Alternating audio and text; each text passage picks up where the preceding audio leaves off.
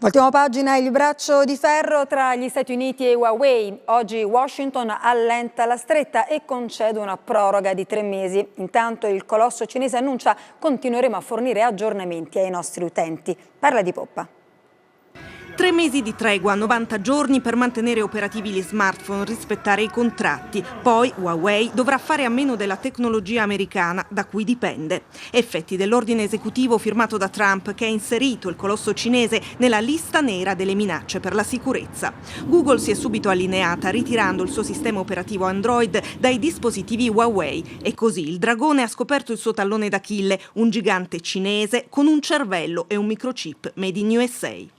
Gli Stati Uniti ci sottovalutano, reagisce il fondatore della compagnia. Secondo indiscrezioni, a Shenzhen si starebbe già lavorando ad un software proprio. Ma cosa accadrà a chi ha un telefono Huawei? Fino al 19 agosto nulla, le app continueranno ad essere aggiornate. Più difficile prevedere che ne sarà degli aggiornamenti di sistema nel lungo periodo e soprattutto dei nuovi modelli in uscita. Brutto colpo per il secondo produttore al mondo di telefonini, che ha scavalcato anche Apple nelle vendite. Ma dietro la guerra commerciale si celano tensioni da spy story. Huawei è in prima linea nella corsa al 5G, la rete super veloce sulla quale viaggeranno tutti i nostri dati. Il pericolo per gli USA è mettersi in casa un cavallo di Troia pronto allo spionaggio per conto del governo di Pechino. Una nuova guerra fredda tecnologica, una nuova cortina di ferro o di silicio.